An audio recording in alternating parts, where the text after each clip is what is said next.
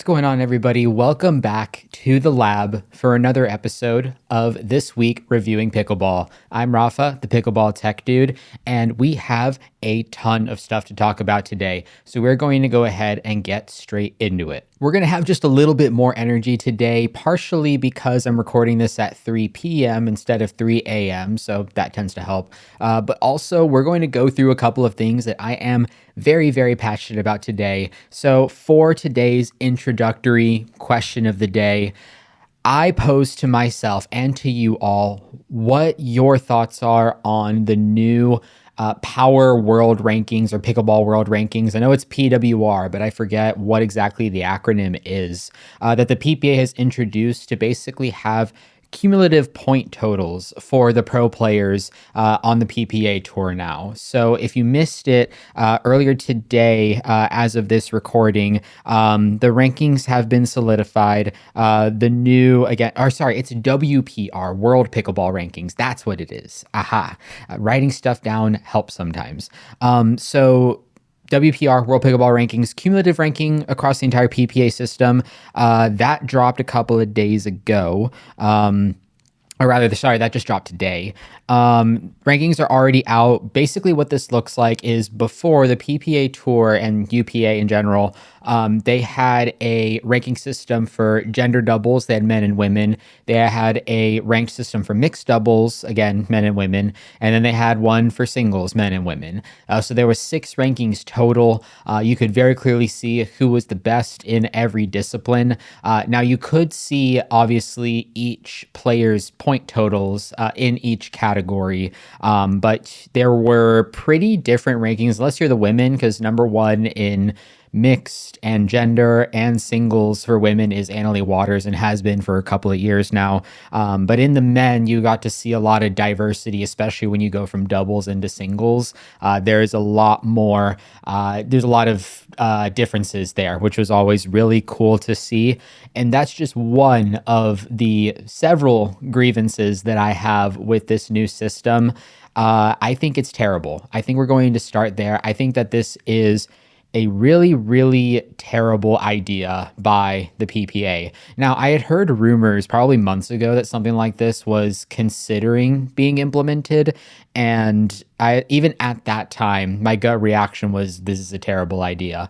And I'm happy to see that my gut instinct was right. So here, obviously, I mentioned one of the grievances right now is that you don't see as much diversity of players when you have just a cumulative ranking. Obviously, at the top is Ben Johns for the men, and for the women, Annalie Waters. That wasn't going to change even if for the women, if they didn't move to a cumulative system. But it definitely is a bit disappointing to see, number one, that basically the same people who have been top 5 or top 10 for the last 3 years in doubles have basically just migrated over onto the top 10 board for in the WPR now. That's just one thing. The second thing, of course, is that is singles. What's going on there, PPA Tour? One thing that the Kitchen did put in their article that they put out about the WPR is that Connor Pardo specifically said that the PPA Tour doesn't want to encourage or have, quote, one-dimensional players. So obviously, the PPA Tour is not keen on having specialists in one discipline.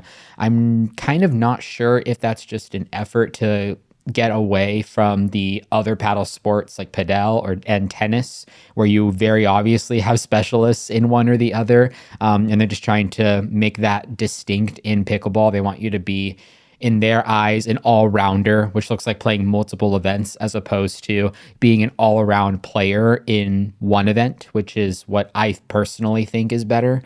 But what do I know, obviously? But in the end, singles gets almost completely wiped off the board here. And let me tell you why. So initially, you had a system where, again, you could have a top 10 singles list. You could have technically multiple number ones on the PPA Tour. You had a number one singles player, a number one doubles player. That used to be a big deal, right? It was a big deal when Chris Hayworth took over number one in singles. It was a big deal when Gabe Tardio took over as number one for men's doubles, right? So you had that was an accolade. That was something that you could use. And if you were a player, especially in singles, again, where you had the most diversity and kind of shifting rankings on the tour, that was fuel to be able to get sponsorships for people that, you know, would come up against Ben and Gabe in the round of 64, round of 32, and not quite make it there. You could still make it really far and be, you know, top 25 in singles. And that is probably a minimum requirement to get any kind of lucrative sponsorship deal nowadays. But it was at least possible. It was attainable. It was there for people to achieve. But now that looks like a pipe dream, and I'll tell you why. So with this new WPR system, one of the main changes that has taken place is that now that it's one cumulative system, you might be inclined to think, okay, well, if they want all-rounder and not one-dimensional players, then you're going to have gender doubles, mixed doubles, singles, you know, they all count the same. So 33% and maybe 33.333 whatever percent for each category to show that you should be performing well in all disciplines. Not at all the case. For some reason, the PPA Tour has decided to move to a model where you have different weights to each discipline. And it's heavily skewed. It's not even slightly off. It is heavily skewed towards one discipline. And let me see if you can identify which discipline that is. So gender doubles accounts for 50% of your standings points. So what that means is that roughly every major or slam is 2,000 points, every cup is 1,500 points, and every open is 1,000 points. So that means that's the number of points that first place gets, and then it tapers off for second, third, fourth, etc. And so if you were to get the maximum at a slam or a major, say 2,000 points, then 50% of those points count if it is a doubles title, gender doubles title.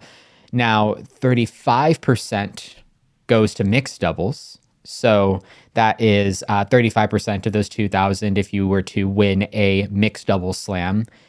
And then 15% in singles. So 15% of those 2,000 points count if you win the singles draw, which, like I mentioned, is currently the most competitive and the most diverse field that we have seen in years. And I did some really quick math here because this is going into kind of my third and or fourth grievances here, is essentially the way the math works and the way that the points total is calculated is obviously there's more than 14 events in a year. The PPA Tour uses a trailing 52-week kind of moving window, and they take your top 14 finishes from the past year. So you play 16 tournaments, your best 14 are used. So you can afford to do not as well at a couple of tournaments if you can afford to even go to more than 14 in the first place. So number one, I think that there is room to tweak that model. I'm not as upset about that one, though. I think you might have a world where you maybe, especially for people who can't attend all 14, you can knock off maybe the best and their worst, or maybe just knock off the worst performance and count the rest, something like that. But maybe that's not fair. You can do it for all the players for all I care. But in any case, let's say that you take the last 14 events, which has been, which basically goes all the way back to the Lakeland Open back in 2025. If you take the last 14 events, let's say that you have person A, and person A gets gold in singles only. They don't have any points from any other event, but they make it all the way and win the most competitive division in pickleball right now, a PPA Tour singles medal and a gold medal. They win at 13 of 14 of their best events. And in one of the cups, which again is worth 1,500 points, it's not a slam, not even the most points that you could have potentially lost. If you get second place in one event, that's person A, 13 golds, 1 silver in a cup. Now, if you have person B only plays gender doubles, and they get bronze at every single event, but at that same cup, they also get a silver. So their best finish is a silver in a cup, not even a slam, and they get bronze, third place in gender doubles in every single event, which is practically guaranteed if you're not Ben Johns and Gabe Tardio or Hayden and whoever he decides to play with. You're basically guaranteed bronze. That's what everybody fights for, pretty much. If you go based off of that math, person A, again, singles title winner 13 of 14 times, finishes with 2,655 points to their WPR rating, 2655. Person B, again, 13 bronzes and 1 silver, 2725. How the fuck does that make any sense? You're telling me that just because you value singles so little, you can win gold in the most competitive division and you can still lose out on PPA finals and a much more lucrative bag than any other tournament on the tour over somebody who you don't even get to see on Championship Sunday. Like, let's be real. Not a lot of people are rather, to somebody who is playing matches that aren't even well advertised by the PPA Tour. I would actually love for the PPA Tour to give a little bit more publicity or have a little bit better communication about where to watch bronze medal matches, because the players who are fighting on that court are fighting for a very lucrative difference in points and in prize money. So I think that, those matches are also super competitive and would be fun to watch. But regardless, the fact that you can win golds all in one event in this world, here's the bottom line. In this world where Connor Pardoe says that we want not one-dimensional players, there should not be a world where two players who individually do decide to go one-dimensional and play two different events, that one player can do significantly worse than the other and have a better result in the end towards their standing points. I would understand, again, if gender doubles was objectively more difficult than singles, but it's not. If you think that doubles is harder than singles, you need to get some serious perspective, and you probably just don't play singles. There's a reason why most people who play pickleball, especially amateurs, skew really heavily towards doubles. They don't really play singles. It's not because singles isn't fun. I play singles a ton. I think it's super fun, even though I am not very good at it. I still think it's fun. It's a good workout, etc. Good practice for kind of works your brain differently. But yeah, the people still don't play singles, and a lot of them the reason they don't play it is because it's too hard. It's too physical for kind of the demographic that is playing pickleball right now. So I think that is incredibly stupid, and I hope that the PPA really, really evaluates these weightings for each category before the tour starts.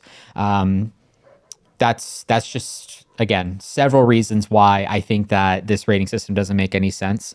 But let me know what you guys think, of course. I'm really curious. Let me know in the comments what your initial gut reaction was to WPR. What I'm most curious about is this. I have a kind of the circulating conspiracy theory, if you will, right now, is that the PPA decided on this WPR rating system in order to protect Ben Johns having the #1 spot. Now, what I am not saying right now, is that I don't think Ben is the #1 pickleball player, at least in America right now. I do think that. I have thought that for a long time. And I think that the people who jumped off the Ben Johns wagon after he stopped winning singles titles aren't really seeing the full picture of how good he is and how good he could probably be if he wasn't kind of doing side quests other than, outside of pickleball, trying to kind of move pickleball forward as a business, which I think is also super important. the field of men in singles on the pro side has gotten significantly better, just faster, I think, than the women's side has.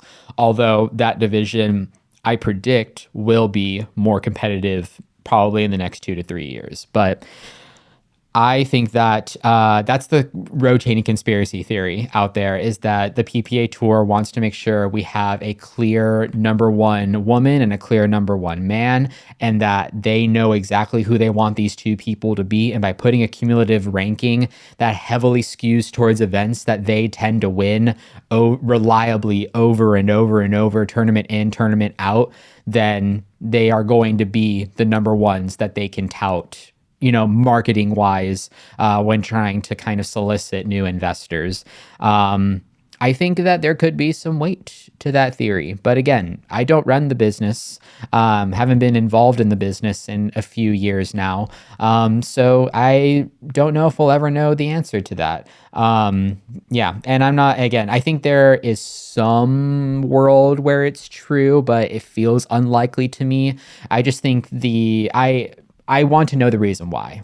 If anybody from PPA Tour is watching this, what we need to know is why. Nobody asked for a consolidation of the rankings, so we need to know why it felt necessary to create the consolidation in the first place. End of story. We need to know. Okay, so moving on here, let's get into the breaking news for the week. So the first thing that I wanted to address is I did get reached out to by an insider from one of the companies between the AIREO and LUZZ. AIREO and LUZZ, sorry, I'm going to keep saying that wrong, I feel like, the first time until I eventually get it right.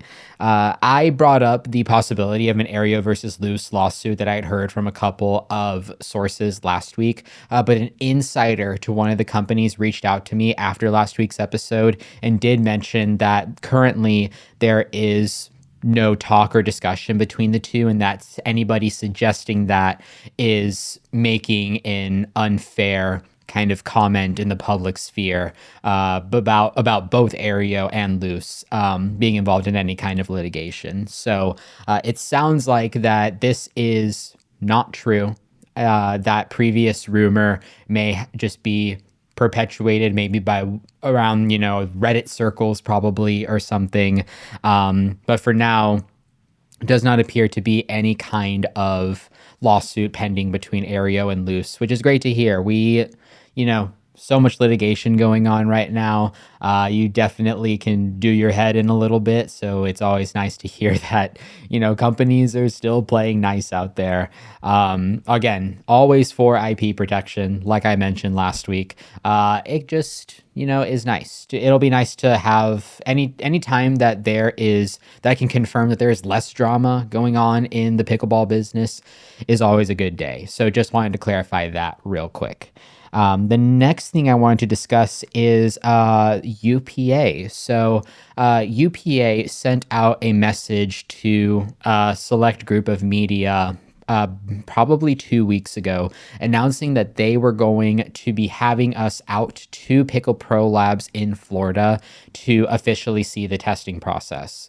Now, some of you might remember a lot of the content that came out last year in January. So it's been probably a year and a half now since that happened, when USAP did the same thing, had kind of a quote unquote media day, invited out a lot of reviewers and a couple of several company owners as well, to actually visualize the testing process happening in person and answer any questions. Now, around that time was, of course, the super controversial sunsetting of the Chorus Phoenix, not the Phoenix, the Fire, the Chorus Fire. The Phoenix was produced as a result of that Chorus Fire sunsetting, as well as the the delisting, I should say, of the RONBUS Ripple, the original, which if you never got a chance to hit that RONBUS Ripple, that was probably the beta and alpha versions of the 14 millimeter version of that paddle are probably the best version of any paddle that was nearly allowed into the public sphere that I have ever hit. I think I think a lot of people would agree. If you've hit that paddle, I think it's hard to disagree. That paddle was absolutely insane. Had like 99 percentile power, 99th percentile spin. It was just 99s across the board. It was awesome. Had like 14th percentile balance point on the R2 version, though, the standard square shaped wide body paddle, which made it so easy to have super fast hands at the net. It was just impossible to play against. I love that paddle. But they announced that that's going to be happening in September. It is still up in the air whether or not I'm going to go. I mentioned last episode that I am still job searching. So I've got a couple of interviews and things kind of going on right now. So depending on how that recruiting process goes, I'll be officially figuring out whether or not I can go. I've RSVP'd for now, may have to un-RSVP if anything goes sideways in that regards. The JOB for right now has to come first, unfortunately. It's why you're getting podcasts just like roughly once a week at this point.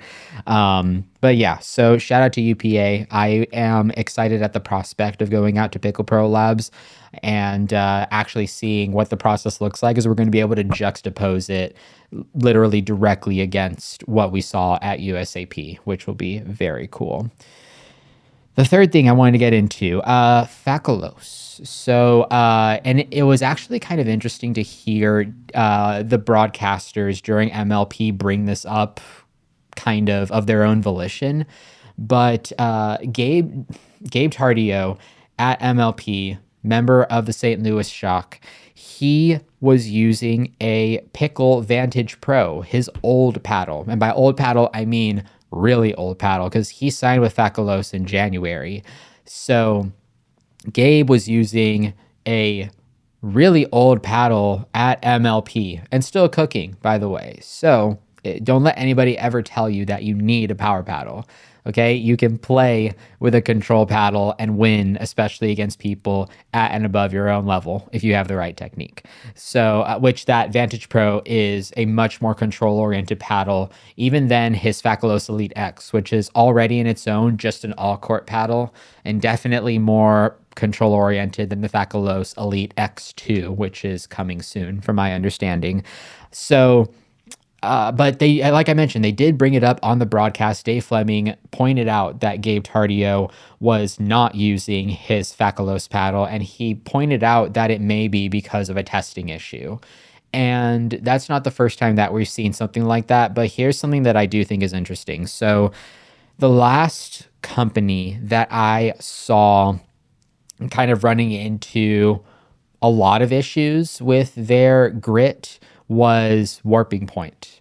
Warping Point had a couple of their pro players during the PPA season not be able to use their paddles, but when those players couldn't use their paddle, they all interestingly switched to Vulcan paddles. They switched to the new Vulcan Kyrios paddle, which, by the way, is a very underrated paddle. Very overpriced, but still very underrated for its performance. That paddle did not get enough love when it first came out, in my opinion.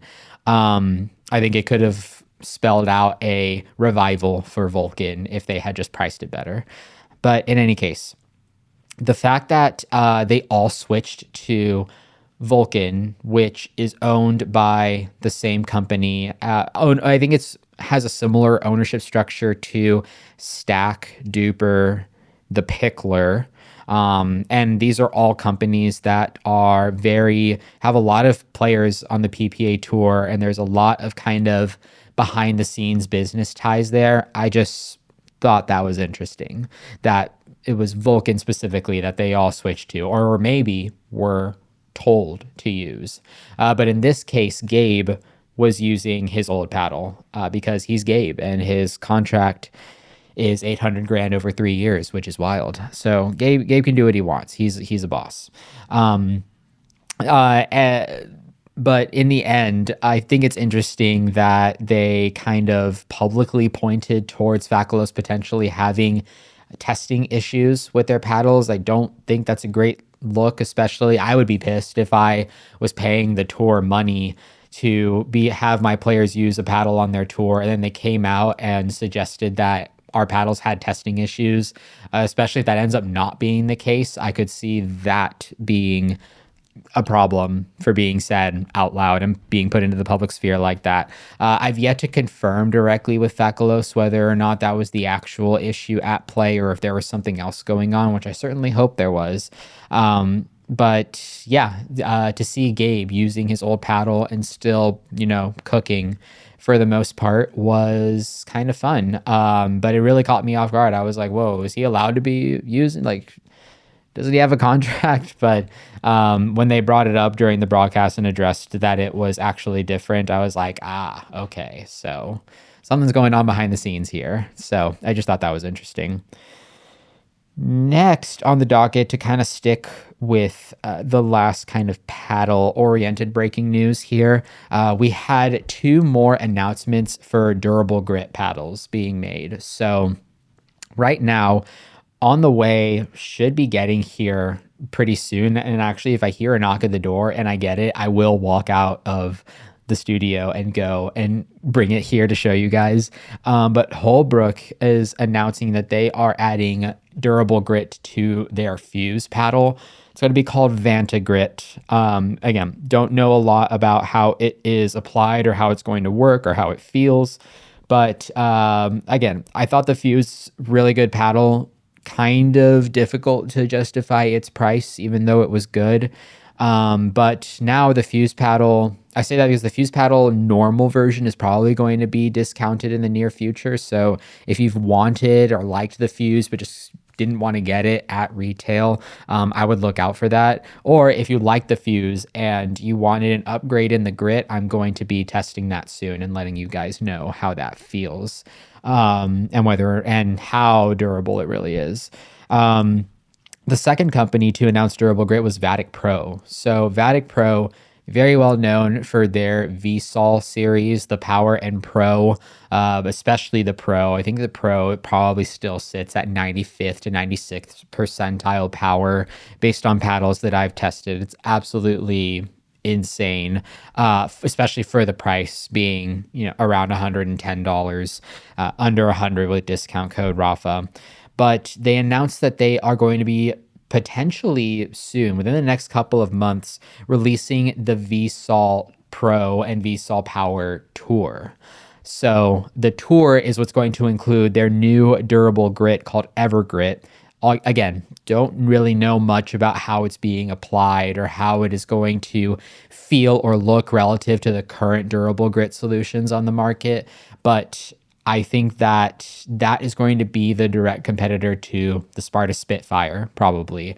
Those are going to be your 2 budget paddles with good amount of power. I don't think the Spitfire has anywhere near as much power as the VSOL Pro, at least, but those are going to be your budget power durable grit paddles, and I think that's going to be a really fun comparison video to make between the two. So be on the lookout for that. I'm sure Vatic will release more information soon, and that is going to be very exciting.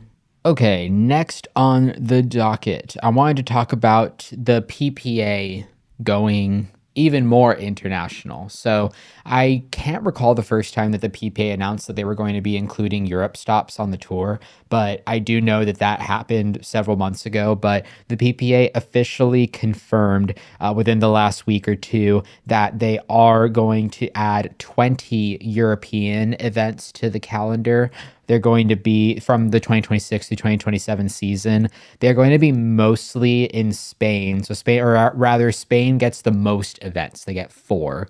But also up there with 3 events is France, Germany, and England. I know there will be, if I remember right, there's 2 events in the UK and a couple of other places. There's 1 event in Andorra, which is really, really interesting.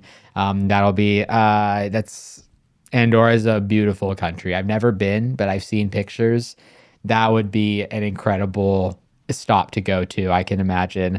And then also one in Slovenia, which I believe, if it's Slovakia, it's going to be pretty sad. But I believe that is where Tina Pisnik hails from. And you know what? Let me just Google it while I'm here, just so that I don't get flamed in the comments. Tina Pisnik.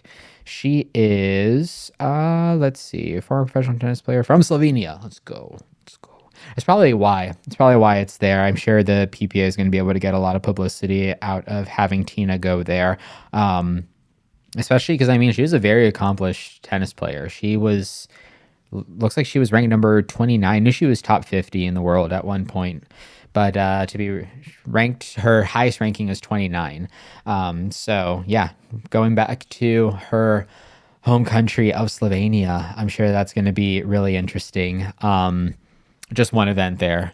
But yeah, I think that's really cool. I think, you know, tours going international, always for that. I think that's the only way that we're going to get pickleball into the Olympics, is to get more and more people from more and more countries playing it. I forget what the cutoff is to be able to have an event admitted to the Olympics. I think you need to have, I want to say it's 20 or so countries that play your sport for it to be eligible to be put into the Olympics.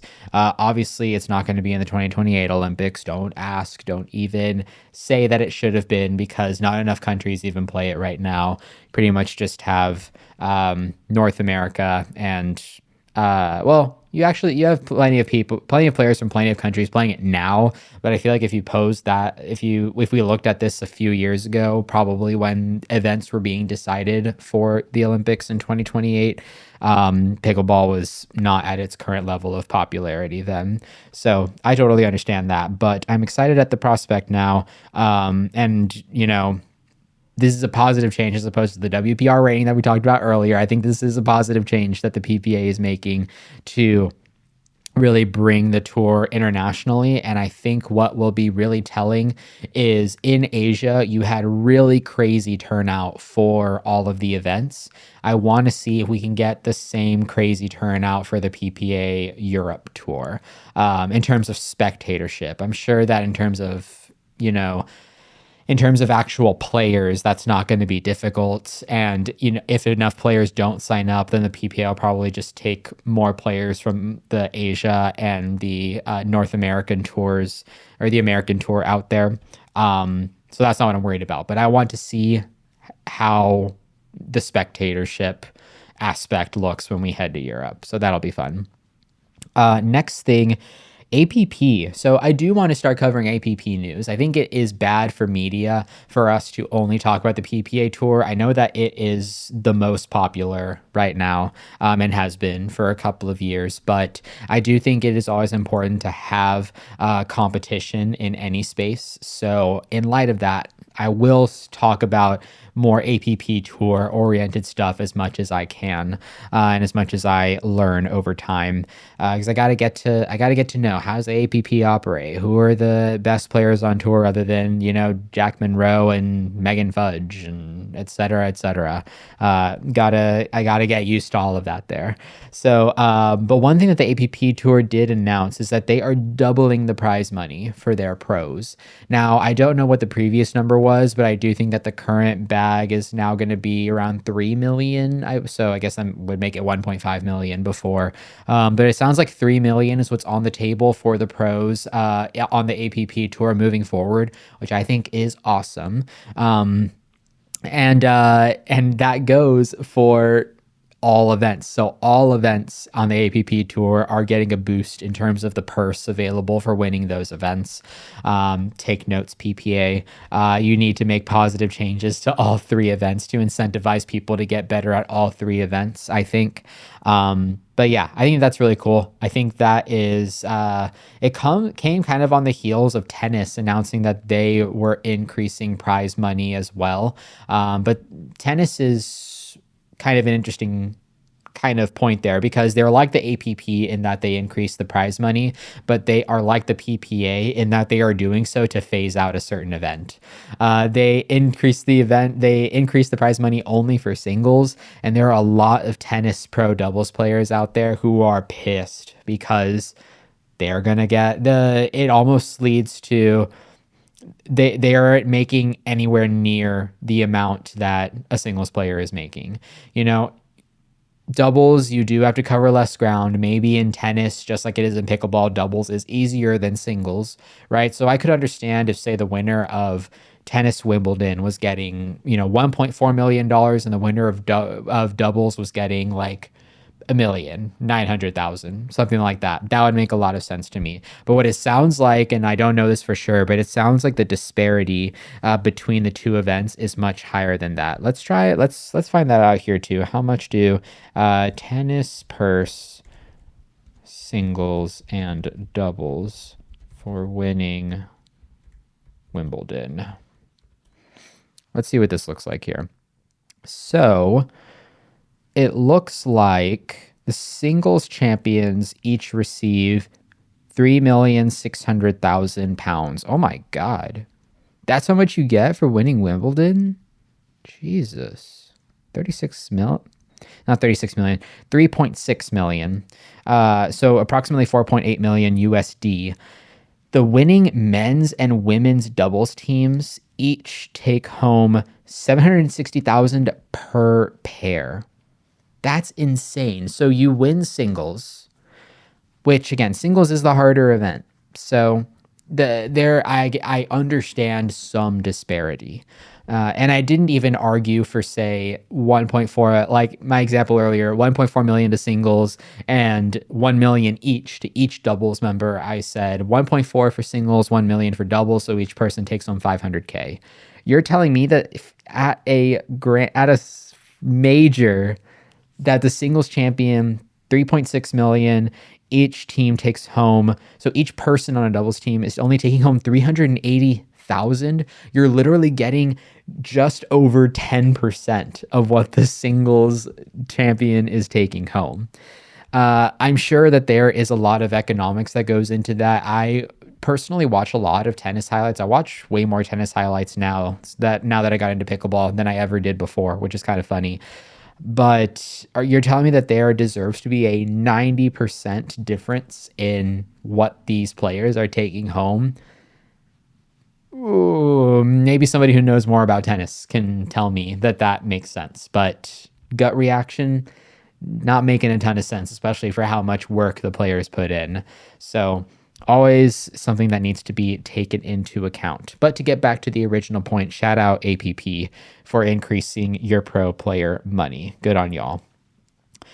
And the last thing that I wanted to talk about, not really breaking news, but rather something that I kind of realized as a result of putting PPA and APP headlines together. And that is that the both of them, I guess this is more of like a request rather than a breaking news item. But PPA, APP, y'all really need to get your shit together in terms of organization for viewership. There have been so many times where I have turned on Pickleball TV and realized that the event, whatever, there's a random match. Typically it's the last match of the day, and typically it's Anna Lee, it's Hayden, it's Anna Bright, it's somebody kind of it's a star on the tour being involved in the game, but it just randomly gets moved to FS1 or Fox or whatever. There needs to be some people pay for Pickleball TV. So the fact that you have people paying for a service and can't even watch all of the games is certifiably insane, because you also have to either pay for a streaming service, pay for cable that has one of these Fox channels, or pay for a streaming service that already has it separately. And I don't know about y'all, but I do not see myself doing that. I don't think that there is enough value add that the PPA Tour is adding for championship events as opposed to every other round of the tour that would make it make sense for me to pay a second subscription to watch those games. Just doesn't make sense to me. But APP Tour, you're not off the hook either. You guys, I can't even figure out where to watch APP events. I'm pretty sure you watch them on YouTube for the most part, but then apparently as you get closer to to Championship Sunday, they start popping up on ESPN Plus and CBS. it reminds me of 2024 PPA when you literally couldn't figure out where every match, you had one match on Pickleball TV, and the next match would be on FS1, and the next match would be on CBS, and the next match would be on FS1 again, and then back to CBS, and then back to PBTV. It's like, make up your minds. We need a head of partnerships at both of these, at both organizations.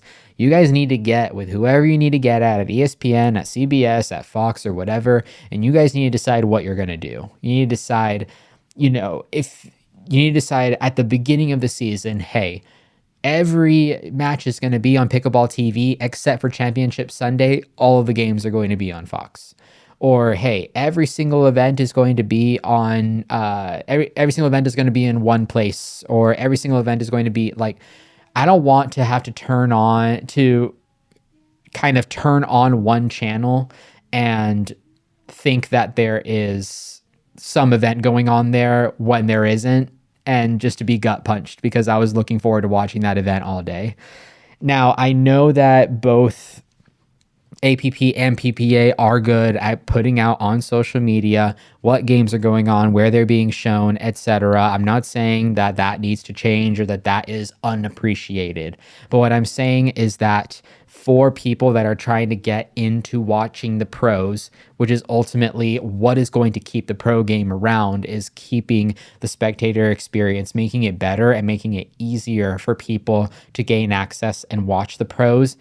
This is not the way to do it. Please stop splitting your broadcasts into multiple different places, and especially putting them behind paid walls, because you already don't have enough people who sit at home and watch the sport.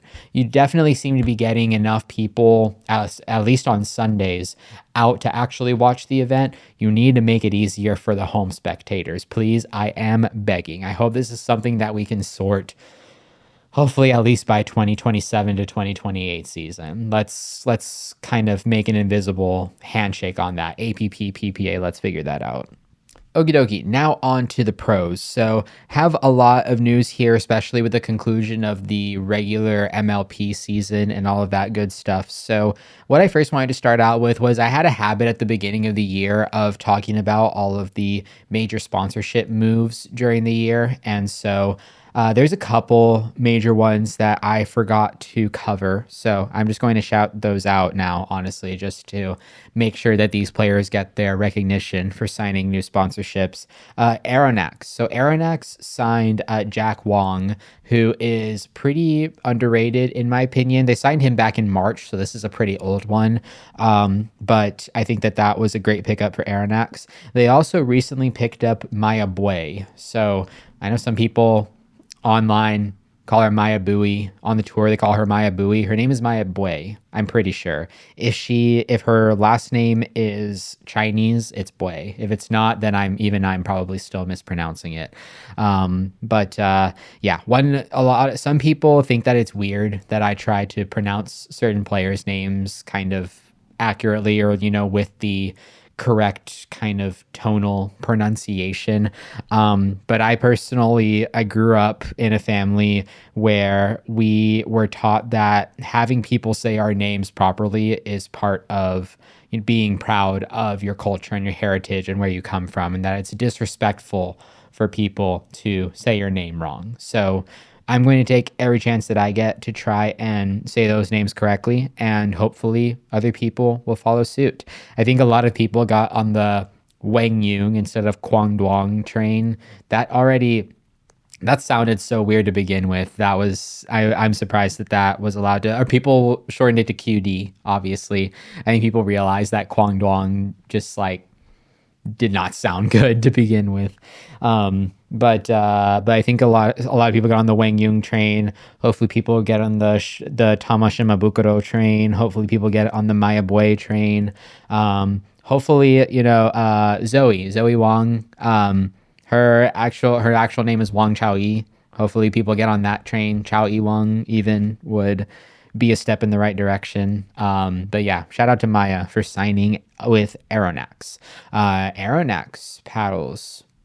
pretty good paddles. I think, if you guys missed previous episodes with Aaron, where we talked especially about the KVL004, that's one of those paddles right now that pros are most pros don't like foam. I think that is something that most people probably don't know. Most pros don't like foam, but there are a good number of pros who have tried the KVL004 from my understanding and actually really liked it.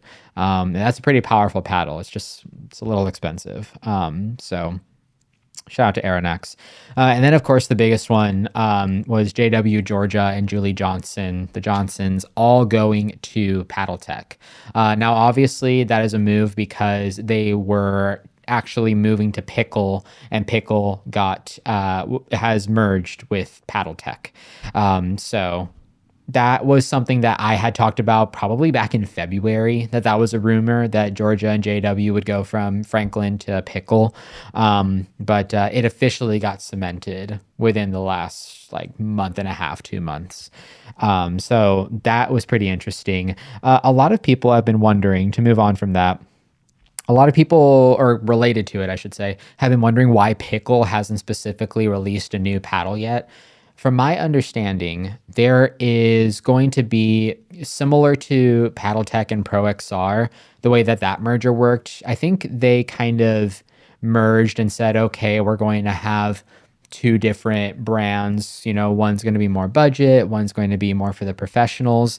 Now, I think we're going to have a similar situation. So what that means is that when PIKKL gets absorbed, they're probably going to absorb some type of different price. They are either going to fill maybe like a middle price tier for Paddletech, like Pro XR will be around the $100 range. PIKKL will be the $150 to $200 range, and then Paddletech will be the $250 plus range, or $225 plus range. Hopefully, let's not push to $250, please. But in light of that, that means that the pros are going to be Paddletech pros. So Tyra is a Paddletech pro. JW, Georgia, and Julie are Paddletech pros. So their paddles currently say PIKKL on them. But from what I've heard, PIKKL has really good engineering behind the scenes, really knowledgeable people. And so Paddletech is going to take their knowledge and probably take whatever paddle that JW and Georgia are currently using, put their own spin on it, whatever that looks like, to make sure that it passes UPA and USAP. And they're going to release that paddle as a Paddletech paddle. So that'll be interesting. I think Paddletech is also trying to let the honey foam breathe right now, because that didn't get released all that long ago. And honestly, pretty good paddle. Another underrated one that would probably get more love if it was priced maybe $50 less. So not as overpriced as, say, an Aeronex KVL 004 or anything like that. But I think that there is a whole sea of factors, and it all just boils down to how Paddletech is deciding to go about the merger, and how they are going to utilize PIKKL moving forward as the merger kind of completed. So that's why you'll see JW and Georgia both playing with PIKKL paddles, but those are probably never going to get released to the public. And from my understanding, or actually from my experience, I hit with an older version of that paddle. It was a foam paddle. It was very powerful. That paddle was hot. And I only got access to it because PIKKL was considering bringing on investors before they took part in the merger. And so they sent some paddle samples out to a few people, and I managed to get my hands on one. So yeah, the PIKKL paddle, I think all that to say, PIKKL is not going to release another paddle again for a while, probably, if ever again. And watch out for what Paddletech is going to bring after the honey foam, because they have some serious knowledge behind the scenes now, even more than they did before, which is going to be sweet. Next on the docket, let's talk about MLP. So the way that the MLP regular season shakes out is that the top 4 teams all receive a bye, and then the subsequent 8 teams after that all play at 2 separate playoff events to get us down to the final few that are going to be moving on, or they get rather, you have 4 of the 12 team, 4 of the top 12 MLP regular season teams based on the point standing. We start there. Top 4 all get a bye from the first event, which is going to be in Dallas in a couple of days. And then the rest, so these 8 teams ranked 5 through 12, they get to decide between themselves. They match up who's going to play who to finish off, and they play each of those matchups. So there's 4 matchups, play a best of 3 series to end up with 4 teams by the end of Dallas, playoffs round 1. So then when we get to playoffs round 2, which I forget where that is, but it's going to be 8 teams now. So we have the 4 teams that got a bye and the 4 teams that won in Dallas. And then those teams are obviously going to play a best of 3 as well. And those teams are going to play so that we get to the final 4. And then those final 4 will move on to the MLP finals. And that is where we will get our winner. And we'll have 2 rounds of games there, from my understanding. It could be 2 rounds of games at playoffs round 1, and then the finals is just the finals. But I don't remember how it works between the 2 of them. But in any case, the final top 12 teams were decided, and that is all well and good. And the matchups have already started, have already come together for Dallas for the 5th through 12th ranked teams. But shout out to and congratulations to the New Jersey Fives on winning not just MLP Orlando, the last MLP regular season event of the season, but due to that, winning MLP regular season overall. They were the overall points leaders, finished in first. Annalie Waters ended up winning a regular season MVP as well. And that is something that I wanted to harp on a little bit. I think that the MLP voting for MVP was wild. I think that you had, so to go through the list, if I remember correctly, you had Gabe Tardio and Hayden Patriquin from the St. Louis Shock. You also had, I think Anna Bright was maybe in there. Was Anna Bright in there? I think she was.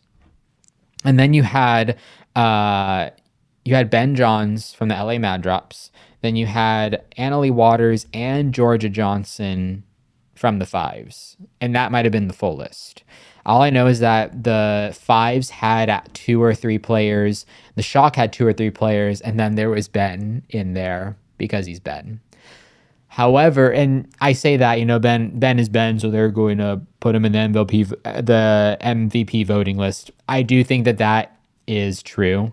Ben is like the Messi of MLP, right? The greatest of all time. But yet there are some years when not quite sure that it has been the absolute best male out there, but they might just they could have just given him the prize anyways. Like, that was a genuine possibility.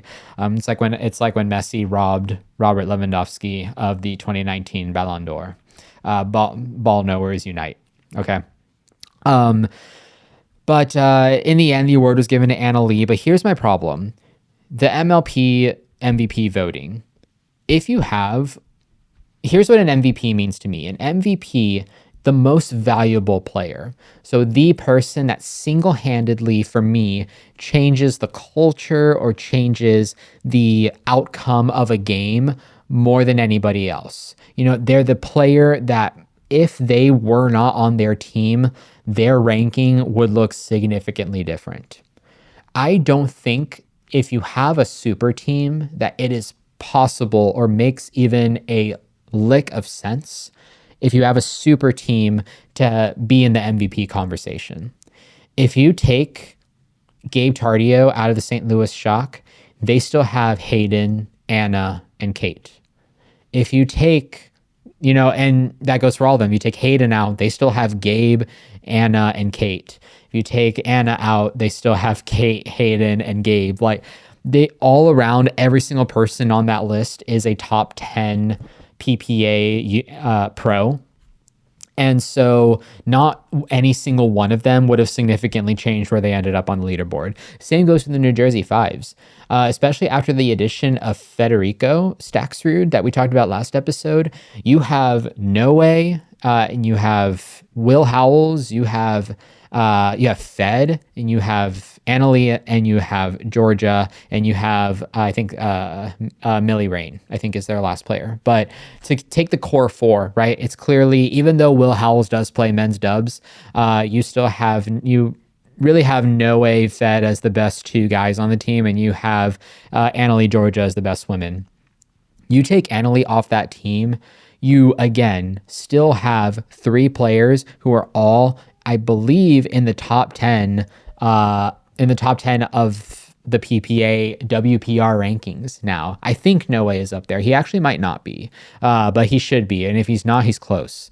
So that, to me, again, screams that even though you could argue that either of those three players in the MVP voting for the Shock and Annalie and Georgia have been the best players and serious difference makers, serious playmakers, I should say, for their individual teams, that does not scream to me that they are difference makers. It doesn't scream at every event that they were at, they have this kind of positive, the Real Clear Stats is an Instagram account that I follow pretty closely, because they put some really good stats out there after every single pro event.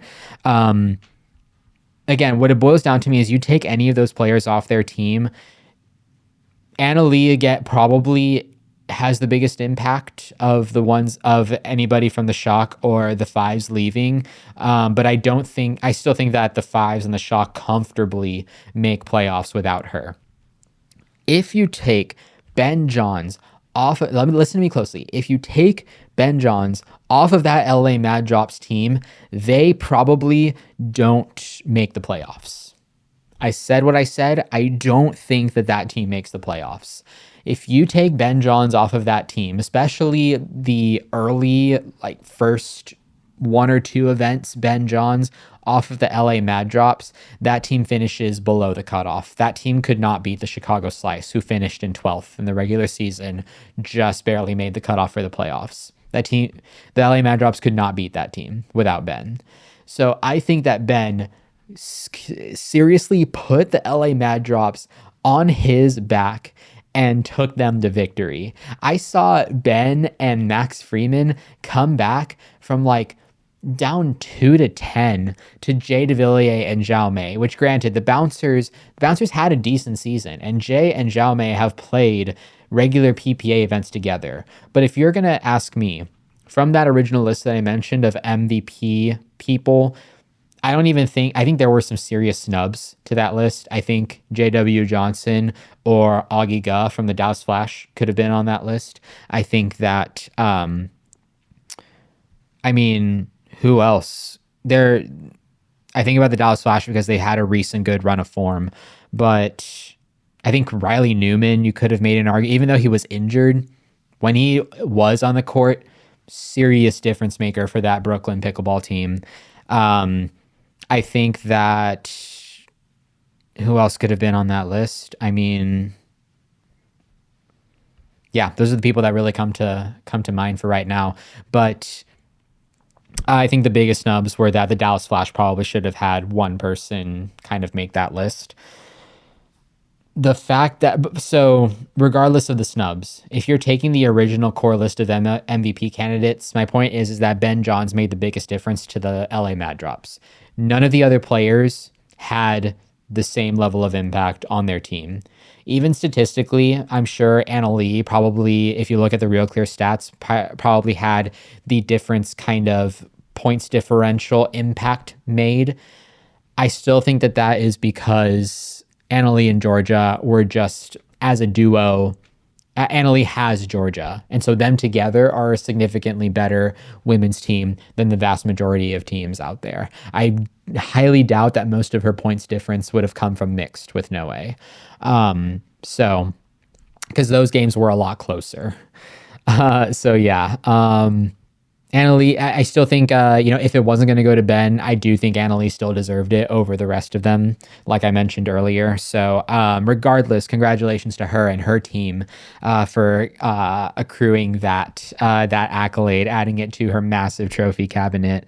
So that was really fun to see. That final game, by the way, the last game of the weekend, MLP Orlando, between the Mad Drops and the Fives, between the Shock and the Fives, one that mixed doubles match, you had to be there and see it, between Annalie Waters and Noe versus Hayden and Anna Bright. Literal cinema. Same thing, Noe and Annalie versus Ben and Jade Kawamoto. Absolute cinema. Okay. So those were so fun, and particularly the Fives versus the Shock. This is what you want to see. Like, you want to see the level of competitiveness, the level of gameplay, and the level of respect that all those players have for each other out there on full display, because that was so fun to watch. Those are the types of games you watch that realize how far we've come from. I first got into pickleball in 2022. It makes you realize how far we have actually come since those years. Spam call. Nice. My phone should be blocking those. But yeah, just wanted to touch on that.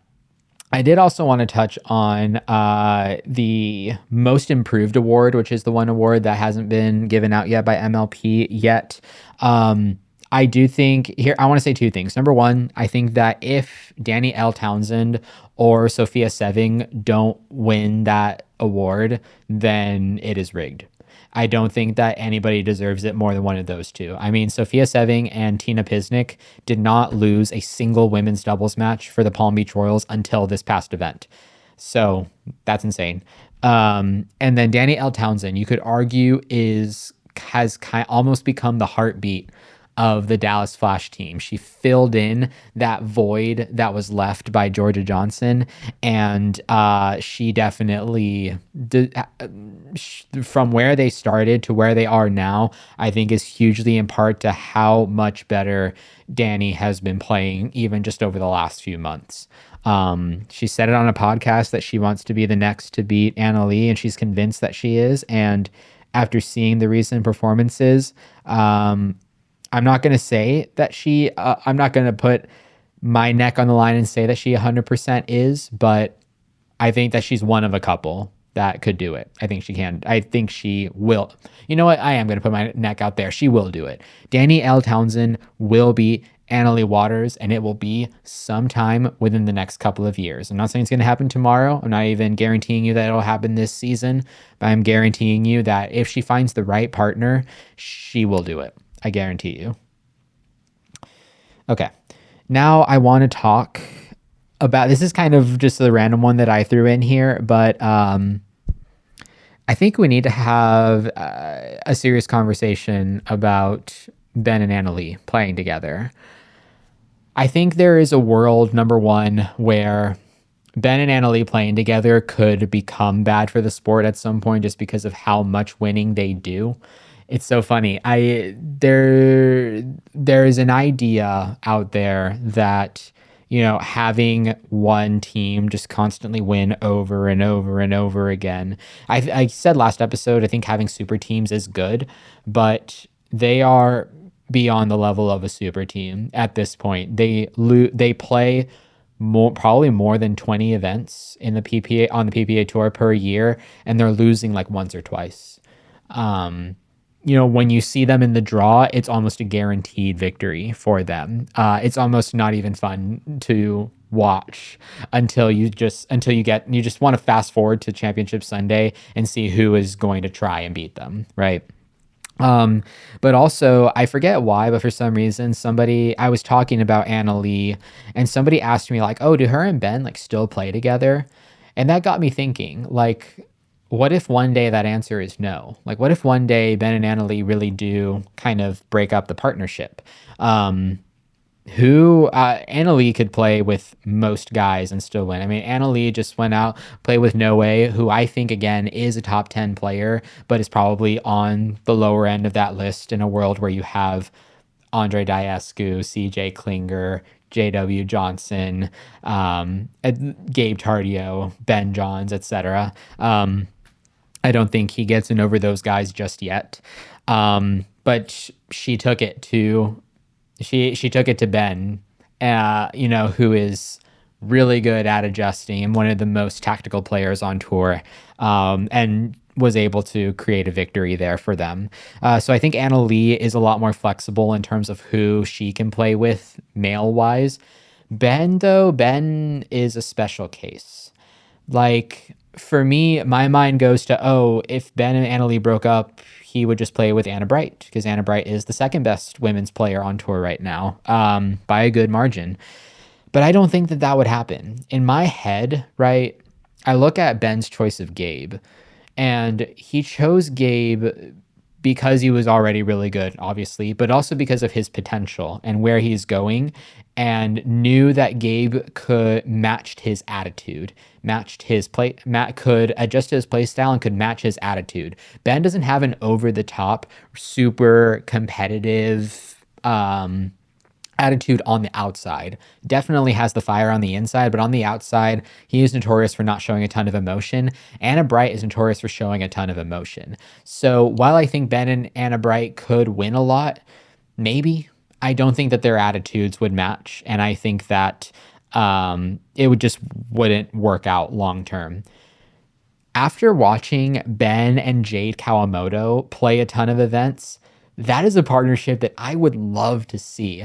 Like, if Anna Lee is unavailable for a tournament, I would love to see Ben and Jade Kawamoto play together. I think Jade and Jackie are some of the most underrated women's players on tour. I think that there is a reason why they were one of the only teams to beat Anna Lee and Anna Bright last year. I think it's a reason why when Anna Lee played with Catherine Parento, who was arguably the number 2 women's player on tour before Anna Bright kind of rose into her prime and, started really going in. I think there's a reason why the Kawamotos were, again, one of the only teams that almost beat them before they broke up. The Kawamotos have some of the most deception that I have seen. Every single time that they get to the net, you don't know where the ball goes next. You don't know whether it's a dink, whether it's a lob, whether it's a speed up down the line. And even if you do predict it, they can almost tell, especially watching Jade. She can tell that you are going to predict it, and she will put her paddle back in the right spot for the next ball. They're incredible at extending the play. They have incredible topspin. They have incredible deception. And I think Jade is a women's player who can adjust to Ben's more stoic attitude. I think Ben really showed that him and Jade are a very, very solid pairing together, especially towards this latter part of the season. And again, just attitudes wise, Jade can adjust to anybody's attitude. I feel like she can be hype, but she can also be a little more chillaxed, just focused, dialed in. And I think that that would be really attractive to Ben in a mixed doubles player that is an Anna Lee. Where I think they kind of lack is that, Ben benefits from having or potentially benefits from the fact that Anna Lee's mom is Lee Waters and one of the best coaches in pickleball right now. So if that has more of an impact on his decision, maybe he tries to look at somebody like a Georgia Johnson. I don't know if Georgia would ever stop playing with JW, though. They're not only siblings, but they have such a good partnership that would be a very, very difficult decision for them to make. It would be on the level of Ben leaving Colin, which, to be fair, it did happen, so you never know. But I've been watching Ben and Jade play together, and that is a team that I want to see on the PPA Tour at some point. Okay, and now the last thing before we move on to paddles for the day is I think durable grit paddles are finally getting their moment on the pro side. So I say that because you look at Thomas Shimabukuro and you look at Caitlin Campbell, who and a couple of others who I can't remember now that I'm trying to go back and run through the footage. You have Tama and you have Caitlin and you have a couple of others who they're slipping my brain as I was trying to roll back the time and roll back the footage in my head. But you have those two switching from the Selkirk boomstick to the Coral Pro, which, to be fair, the boomstick does have Infinigrit, but we all know Infinigrit's not as good as some of the other durable grit options that have been presented, such as Diamond Tough, I think is one of them. I got an inquiry from a pro player about the Honolulu Crystal Blue grit, and we got AJ Kohler, most interestingly, and Case and Campbell both switching to the 11624 Vapor Power 2. I think AJ played with a JOOLA for a long time and never signed by them, but played with one for a long time. And Kaysen was using the LUZZ cannon for a while, but he switched to the 11624 Vapor Power 2.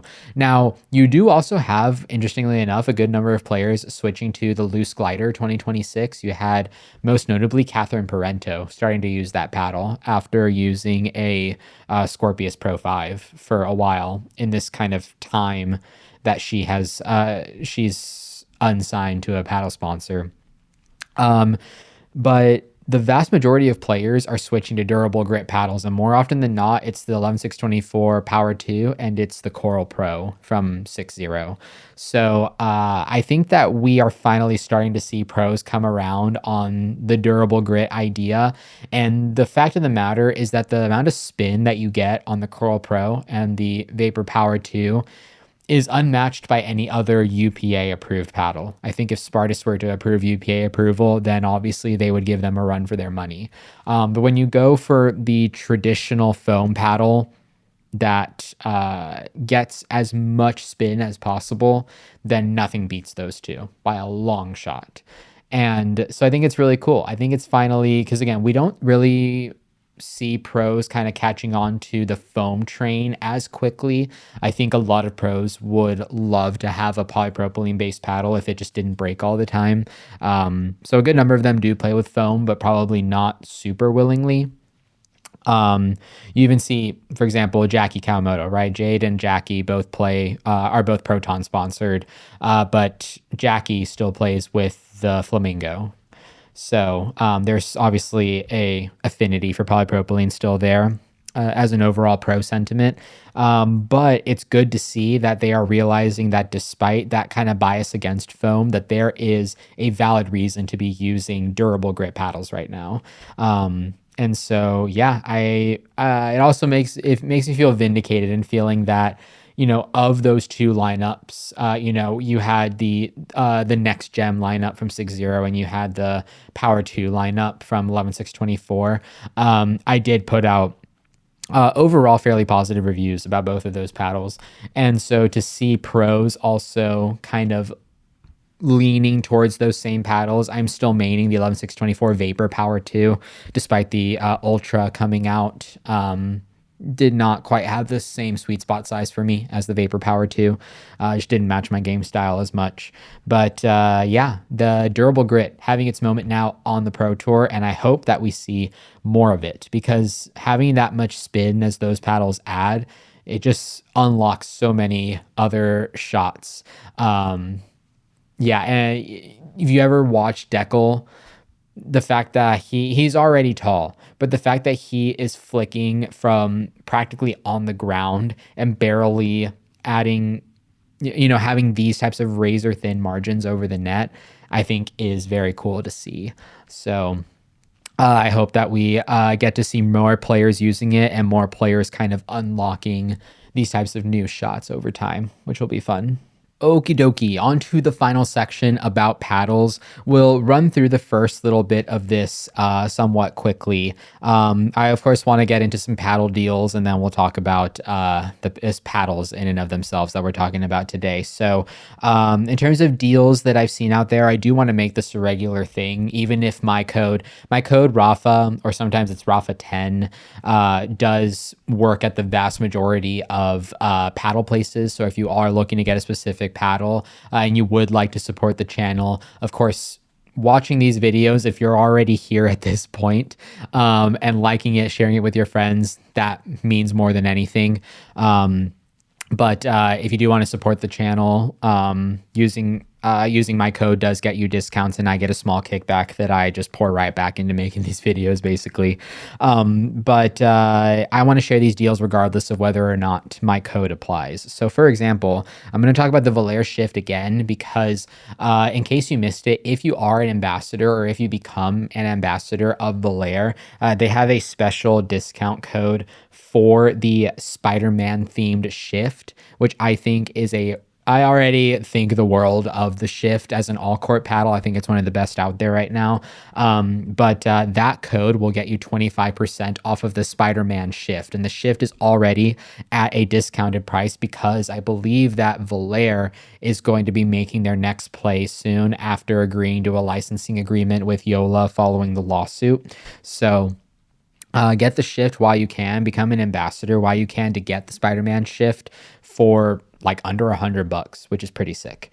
SPARTUS right now is running a giveaway for the SPITFIRE, which is the budget paddle with durable nano perma grit. It's a long name, but it applies permagrit in a slightly different way than they did on the P1, which was already a really good paddle. Just had some QC issues with the edge guard on that one.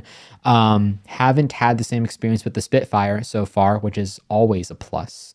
But they're running a giveaway for that over on their Instagram, so go join that if you haven't seen that. The HOLBROOK FUZE. So the HOLBROOK FUZE is down to $200, only at Dick's Sporting Goods. It retails for $280, so down to $200 at Dick's. I think there is a reason for that, though. And that reason is what I mentioned earlier. So I mentioned that HOLBROOK announced Vantagrit. I am getting those paddles soon, and I am kind of testing the durability of that grit moving forward. But it's, again, classic example of a company kind of creating more value in a certain product, and so they're taking the old version and discounting it slightly. So if you can't get to a Dick's right now, and you don't plan on getting the Vantagrit at retail, which I presume will be in the $250 to $280 range, I would just hold out, because I think the FUZE as a whole, the normal FUZE, still a very good power paddle. Dual approved if you get specifically the elongated paddles.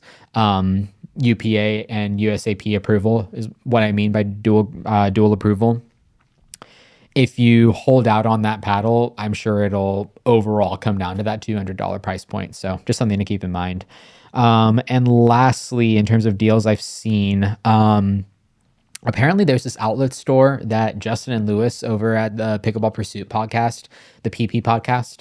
Apparently there's an outlet that they talk about all the time for New Balance shoes. I've never heard of it before, and that's not to say that I never watched their pod. I just don't have the time to watch. I don't watch anybody's pod, I'm not gonna lie. It partially is because I don't have a ton of time. I'm one of the few in this space that either doesn't do this for a living yet, or doesn't work in like a somewhat adjacent industry, right? And I say that to basically encompass Lewis, because he literally does media for a living. So just making the videos is a part of his daily life. But so there's just really not enough time for me to do it. But also in the end, what I realize is it kind of does help me like keep my bias very independent. Like there's a ton of content creators out there that basically just regurgitate whatever Chris or Braden or John Q say over and over again. So it's always interesting me to kind of make the video first and then go out and watch what the other guys have said, and to see like, oh, we actually aligned really closely on this paddle, or hey, like we kind of had differing opinions on this one. I think it's always good to have differing opinions anyways. But it's part of that also in and of itself. It makes me cackle when I see people, like I put out a video and it's like this guy just parrots parroted whatever this person said. And I'm just like, dude, I didn't even know that person made a video about this. To be quite honest, it's not because I don't respect them or care about the content that they make. It's because I literally do not have the time to watch it. But anyways, to get back to the original point, this outlet is called Joe's New Balance outlet. And right now, again, I don't have a code with them, but they have a 2 pairs of tennis shoes deal for $100, and I think they have it on the Coco, on the CG2s, and on the Rally V2s as well. And they don't have it on like just the ugly colors, which is what I was expecting. They actually have it on the good looking colors. So I would go ahead and check that out if you are in the market for some new shoes, especially if you have wider feet like me. I love all New Balance shoes basically. Now I haven't personally tested the Rally V2s or the Coco Goffs, but this just might be the sign that I need to. It's 2 for $100. That's really hard to pass up. So it's the last deal that I wanted to go over for now.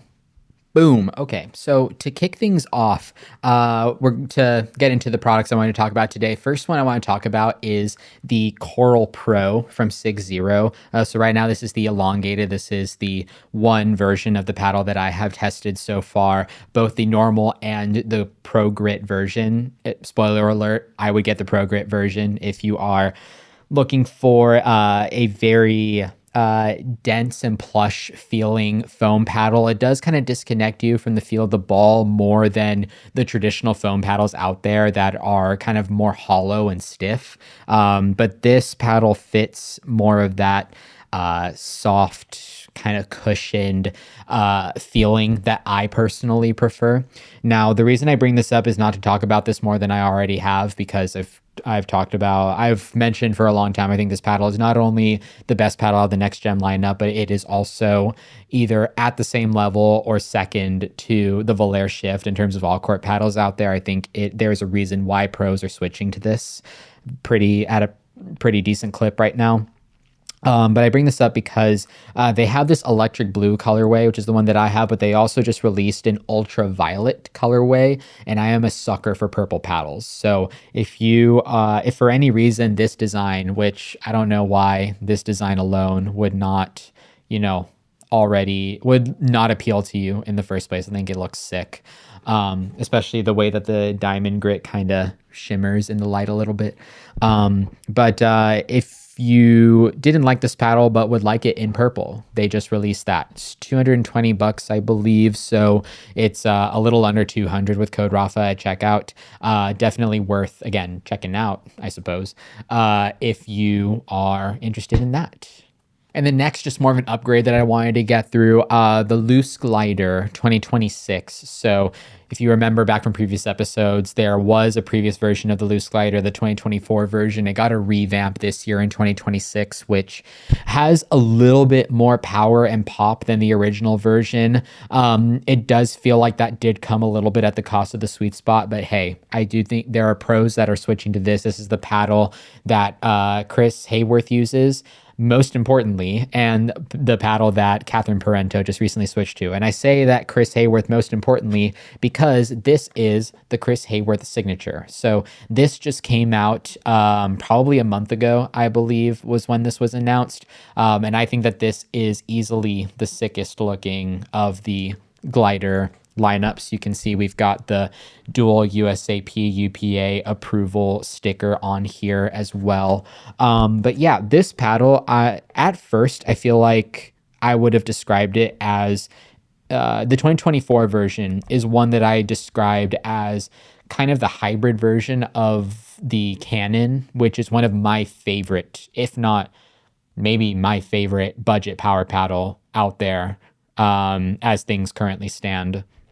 But the 2026 version, definitely a little bit more powerful and a little bit of loss on the sweet spot size, but still maneuverable as a hybrid paddle, more maneuverable than the Canon, I would say. And it is still a floating core polypropylene based paddle. I just think that the outer rim of foam either feels not as dense or feels thinner than it did on the 2024 version. But that might not necessarily be a bad thing for you. I personally prefer the 2024 version, but if you have to have this design, I think that the 2026 version looks absolutely sick. And of course, you have the man himself, the number one in singles on the PPA tour, no matter what the WPR rankings say. Paddle the number one singles player on the PPA tour right now. So that absolutely counts for something in my book. Okay, now before we continue with paddles, let's deviate just a little bit. I want to talk about the JOOLA Rally shoes. So finally had the chance to give these a shot. And here are my thoughts. So from somebody who is not a shoe person, but is trying to be slowly over time. I'm watching a lot of Foot Doctor Zach reviews to kind of figure out what exactly I should be feeling and looking for and things like that. I probably won't be cutting shoes open because if I don't wear them, I do like to donate them. But I'm going to try to evaluate these as thoroughly as I can moving forward. Right now, so for me personally, just to kind of tell you a little bit about my foot, I have extremely flat feet. Like if you put paint on the bottom of my foot, you know how some people do that just to kind of demonstrate the amount of arch that they have. So you have the heel, and then you have you'll have nothing, and then you'll have the paint from the ball of the foot. Mine would look like this. It would literally just look like you slapped your hand down because I have no arch whatsoever in my feet. Now, despite that, because of that, I'm really, really picky with shoes. Here's what I do love about these shoes. They feel very comfortable just in general. Like just wearing these, kind of walking, standing vertically, obviously that's what you're doing when you're standing, duh.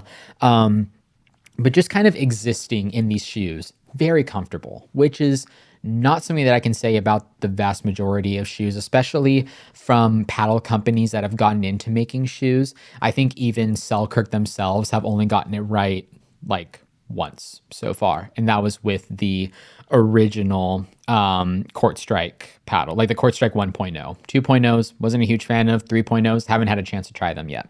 But yeah, they really got it right in terms of if you have a flatter, wider foot, these are going to feel really nice. The design on them is pretty good. Like, again, getting the design right on your shoes isn't a guarantee. I think that the pickleball shoe, the WeWorks pickleball shoe, I don't think it's WeWorks. The Winner's Edge. I just remember WE. And then WeWorks is something completely different. But with the Winner's Edge pickleball shoes, really, really good shoes. Again, also very comfortable to stand and walk in. Design-wise, though, not all there. And then second thing that I think that the JOOLA rallies have a good advantage in is that they're much lighter. I would probably still be wearing Winner's Edge if they weren't so heavy and so poorly insulated, in my opinion. There is really good insulation on the top of the JOOLA rally shoes. And again, design-wise, they look sick. I have the kind of electric yellow-green ones, but pretty much anyone that isn't the black ones, to me, look pretty sick. Here is my glaring problem with these, though. I do feel that they're at a cost of some of this nice insulation that you get, which is not just in the front of the shoe, but also kind of runs through the back of it. Here, I'm going to give you guys kind of a better look at what I'm talking about here. But just to kind of describe what I'm looking at, you've got like some nice mesh at the top of the shoe, just enough to kind of look cool and have like cool looking mesh on your shoe, but not so much that you kind of lose durability on the side. These shoes actually hold together very well. But some of this flexibility that I feel, especially kind of as you transition from the heel to the midsole on the rallies, it feels like there is not a lot of ankle stability here. And that is a big problem, not just for me with wide feet, but I feel like for people in general. I've been kind of like accumulating my thoughts over time on this, but over the last couple of days, just leading up to this recording, I've gotten more than one DM about somebody kind of messing up their foot in these shoes. Somebody said that they sprained their ankle in these. And to be honest, I am not surprised. I think it's unfortunate because there is a lot that JOOLA absolutely nailed here. And maybe it has to deal with having a specific kind of shoe size. I imagine that they created this really closely with some of their pros, especially Ben Johns, who I think was the first to be seen wearing the first prototypes of these shoes. I think that there is a lot to like about this shoe. I think that there is, again, it's really comfortable in your kind of normal existing state. I think, again, design, very, very sick. I think the insulation is great. I think that the shape of it is one that is good for people with flat feet or narrow feet. I just think that when you actually get into the more rigorous motion that is required in pickleball, I think that these start to kind of let you down in the kind of side to side horizontal movement area with your foot. Again, the negative people will always be louder than the positive people. So, I wouldn't expect somebody to message me and be like, hey, I had a great experience with the JOOLA shoes, or I had a great experience with such and such paddle, right? But in the end, even based off of my own personal experience, I do think that there is some caution that should be taken when getting in this shoe. So for the first shoe that JOOLA makes, I think it is almost as good as the first shoe that Selkirk made, which combined both of those are, looking in the context again of paddle companies that have come out with shoes, those are the only two that I would even look at right now.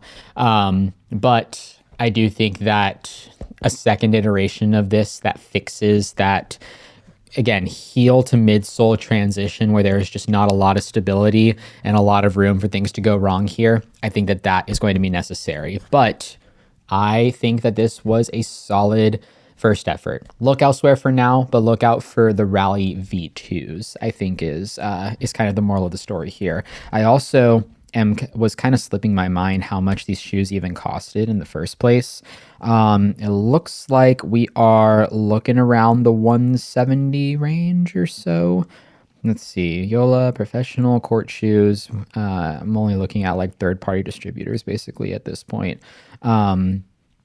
Let's see what we're looking like. Yeah, 180, 170, 180 range. I mean, they'd probably be around 150 with code Rafa.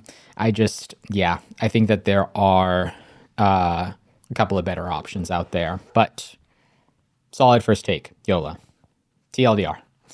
Alrighty, quick take now for the MEHAU AIRPOOM S5. So this is floating core polypropylene paddle, elongated. The reason I wanted to talk about this is because this is the new paddle that I have seen Hunter Johnson use in MLP this summer. So some of you will remember that Hunter and Yates Johnson were the first two pros to sign with HIT Pickleball. It seems like HIT has kind of fallen off the map. Not sure if their paddle ever got approved for tournament use, and maybe that's what killed the idea. But in any case, Yates and Hunter are both using different paddles.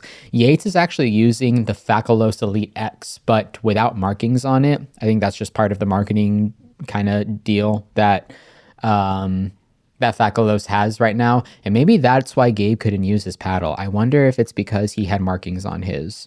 I don't know if it's that or if Yates just happened to have a prototype and didn't want people to know that it was FACOLOS, but he neglected to cover up the butt cap of his paddle, which also shows the logo. So it was really easy to spot. Especially for me as somebody who was looking super intently at what paddle is he using. But Hunter has pretty proudly, or just rather loudly put out there that he's using the MEHAU AIRPOOM S5. This paddle also looks really sick. It is a 60mm paddle, but it is Gen 3. So it's polypropylene EVA floating core on the outside. Here is basically, there aren't a lot of takes that I have on this paddle for two reasons. There's really just two. Number one, rather three. Number one, this paddle does play really, really solid. This paddle plays, it has a bit more of a stiff feel to it, but it's not hollow. It's more dense. So it's kind of stiff and dense, which is kind of what you get with a lot of the newer Gen 3s, at least. It does have a pretty good sweet spot, even stock, and is surprisingly maneuverable for an elongated paddle. And obviously design wise looks really sick. And it has that kind of this grit that a lot of the overseas companies are coming in with. You get that. It's not durable grit, but it's good initial starting grit, which I feel like is a minimum to even somewhat compete with durable grit. If you're coming on the market and you have smooth face, and it is not, for a reason, then you're in trouble at this point from a value perspective. So this is overall a very solid paddle. I actually found it to play very, very similar to the LUZZ cannon, which was kind of exciting to me at first because I just went out and looked at how this paddle played. And the second I hit it, I was like, wow, this is actually kind of similar to a LUZZ cannon, which I really love. And that's a $99 paddle. So to have another paddle that is in a reasonable price range, I'm sure that that is going to work out great. This paddle's $300. Okay. I'm gonna say it again. This paddle's $300. It's $299 at retail. Even with discount code, Rafa, it goes down to $270. Right? That's insane. I'm sorry, but if you just followed my line of thinking and realized that I was comparing this paddle to a $99 paddle in terms of performance, that's not to say that $99 paddle it way outperforms its price, in my opinion. So I'm not saying that this paddle is worth $99 because it's that bad or whatever. This paddle is actually very good, but we're getting this kind of trend of overseas companies, your Aeronaxes, your MEHAUs, kind of coming in and pricing their paddles outrageously, honestly, just to be transparent.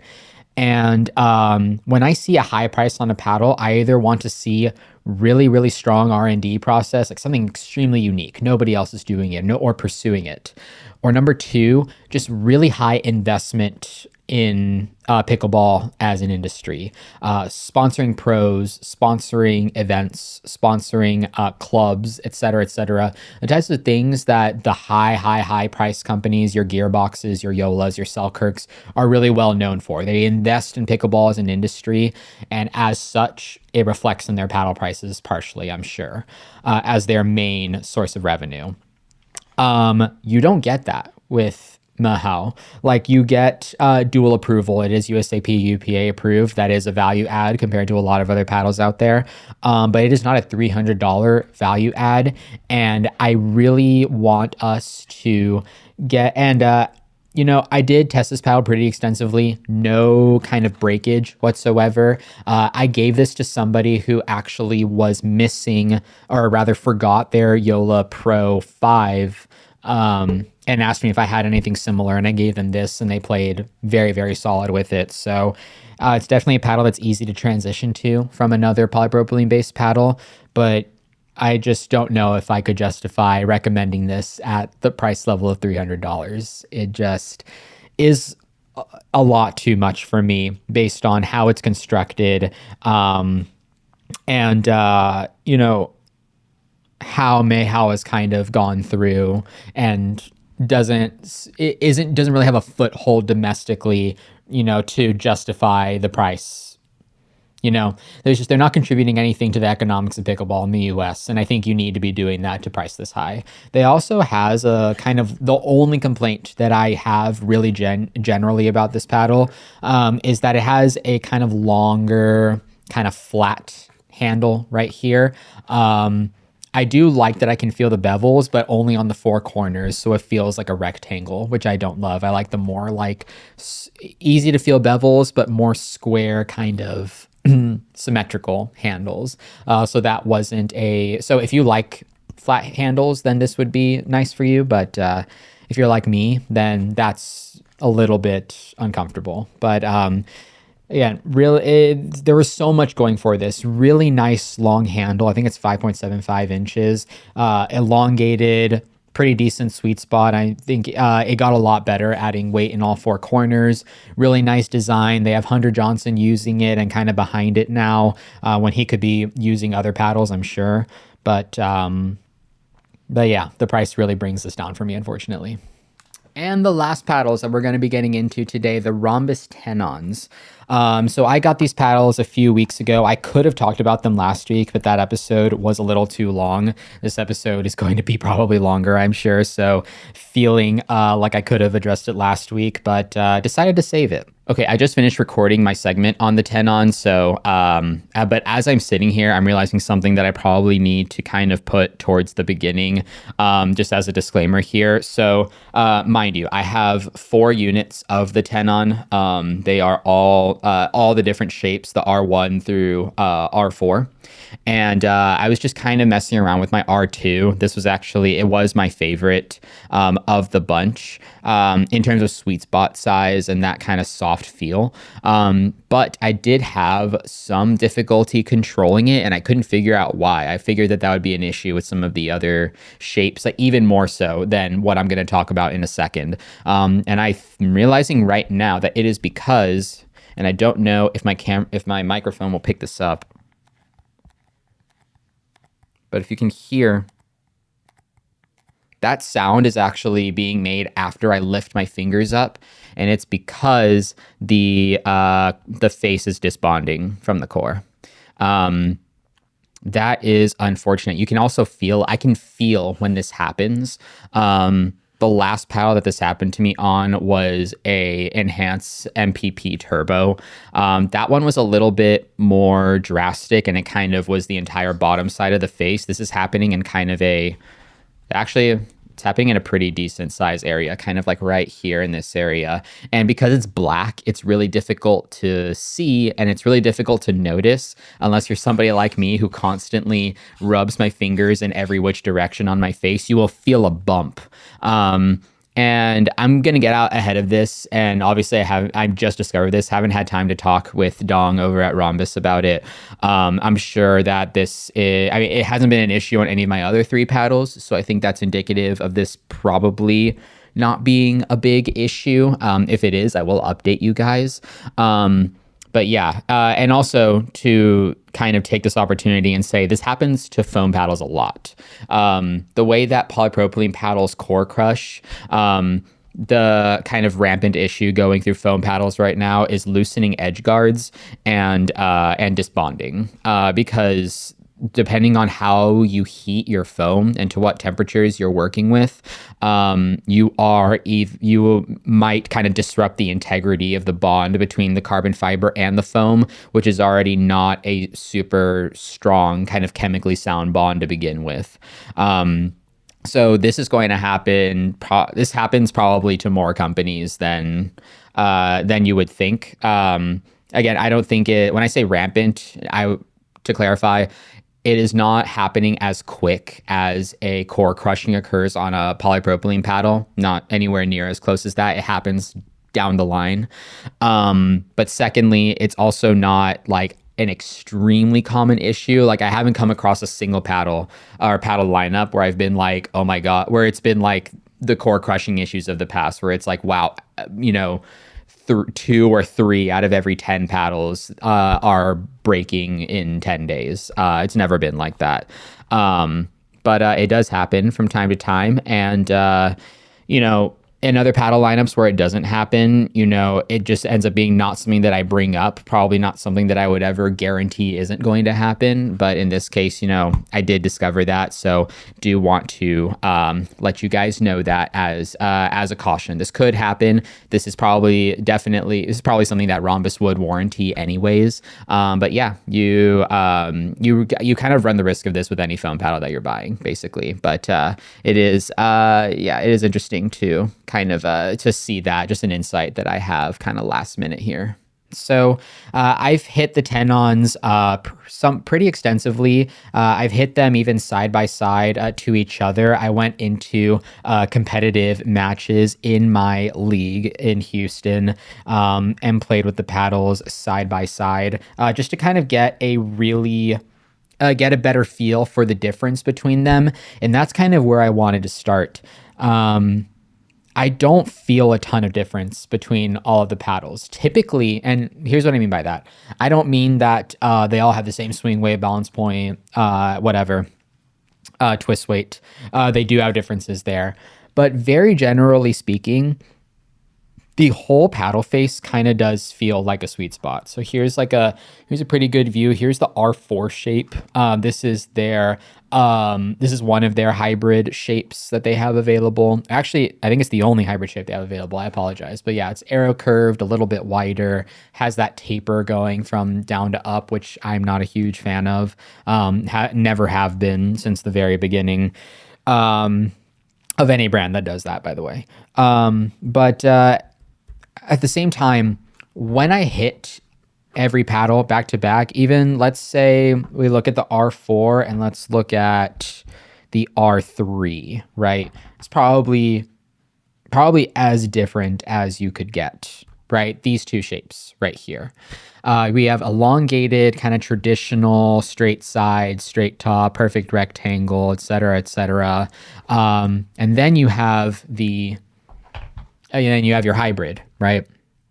When I hit these paddles side by side, because it was 3 and 4, so I hit them in sequential order, I noticed very, very little difference in terms of the feel. These both have very, very large sweet spots. They both feel very not soft. They don't feel stiff. They do feel soft on the face, but they are definitely feel more dense.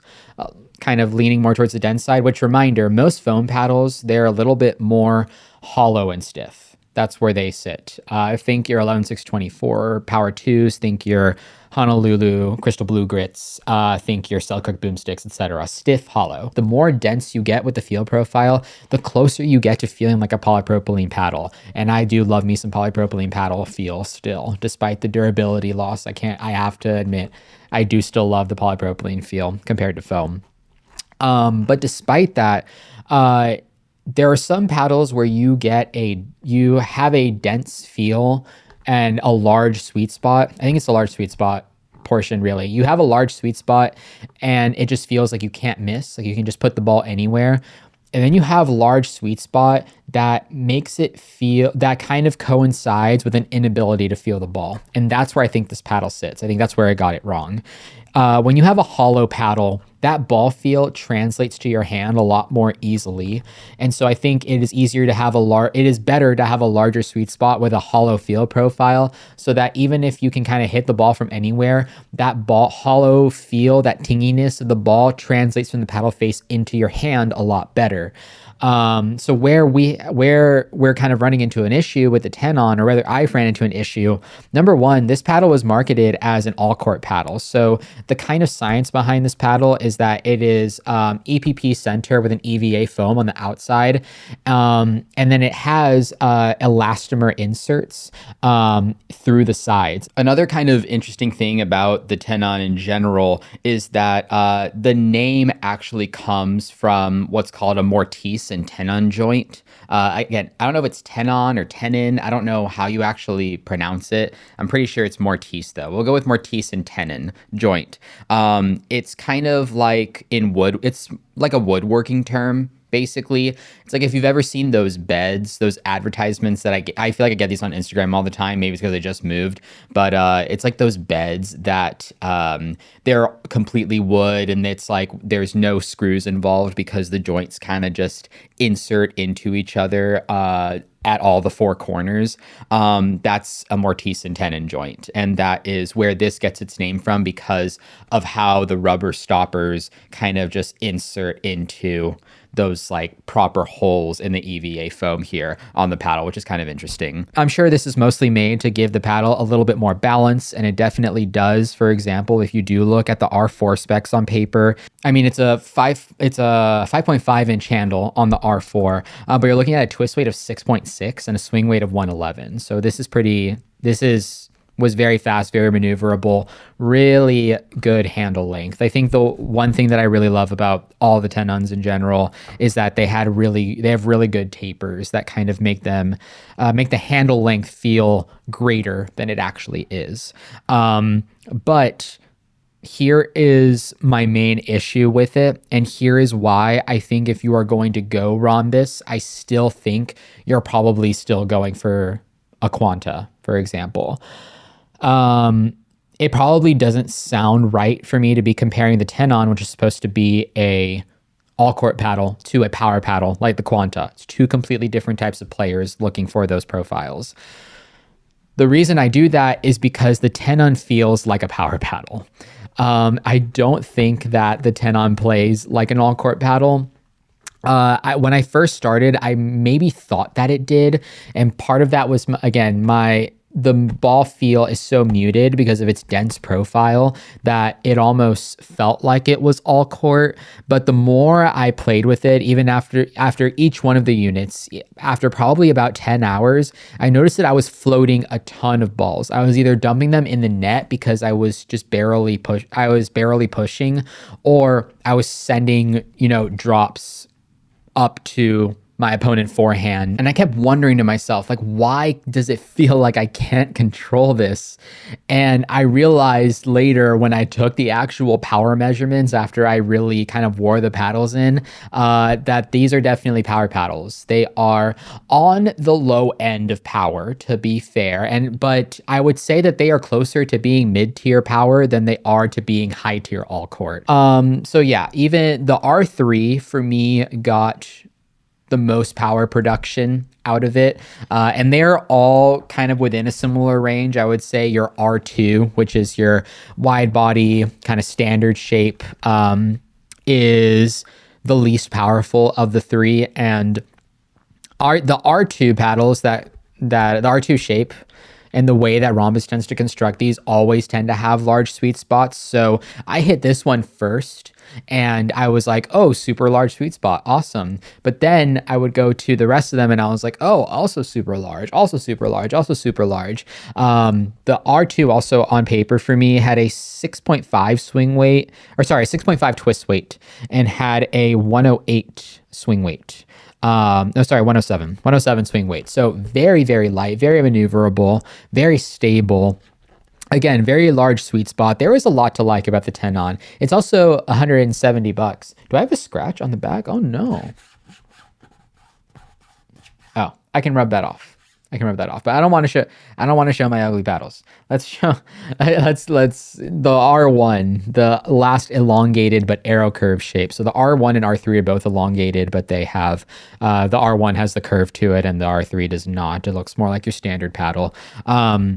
The other sort of innovative thing about this paddle that I tried to evaluate was this paddle does have durable grit. So that is one advantage that it does have over the Quanta, if you were looking for a power paddle from RONBUS. And again, you like that soft, dense feel profile.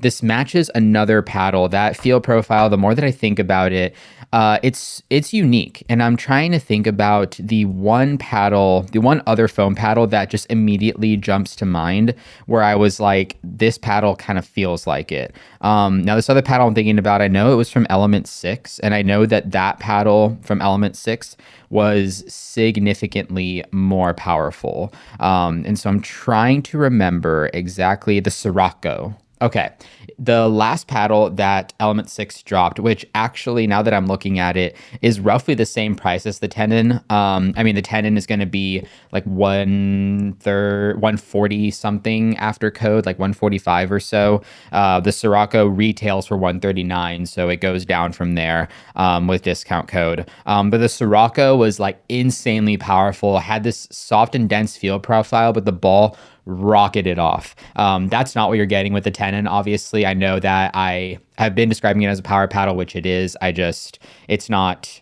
insane power. It's just kind of low level power. Just definitely not all court in my eyes. But anyways, the other innovation that RONBUS brought to this paddle, which kind of, again, bumps it up in terms of durability over a Quanta potentially, is Nanobond. So Nanobond is their durable grit technology that RONBUS is using on the paddle. Now, I know I talked earlier about the grit looking kind of smooth, but still playing with a good level of spin. It will shock you. If you were to get this paddle and you were to kind of rub your hands along it, what you're not going to get is you're not going to feel the super gritty, like hex grit, CB grit, permagrit nano type feel where your hand kind of drags. You're actually getting it feels fairly smooth. But I think that this particular paddle is taking advantage of the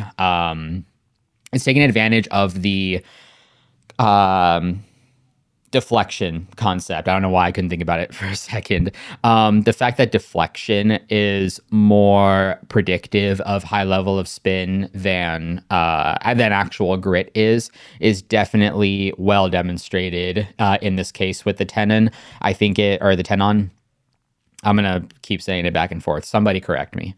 But yeah. So it just feeds into that idea of there's not a lot lacking on this paddle in general. It just is not what it says it is on the outside. And I don't know that, if you're going for a power paddle and you're going for a RONBUS power paddle, in this price range, alone, it's competing against, say, a Chorus Coda, which I do think personally, I think that this is better than the Chorus Coda. But it's competing against a Mavericks Havik 2, which is significantly more powerful than this, but I still think overall is a better paddle. Not as much shape diversity, though, if that's really important to you. And I also know that some people don't like the shape of the Havik. And, what RONBUS does have going for them, of course, is a lot of these more normal, quote unquote, normal shapes so that your friends won't make fun of you.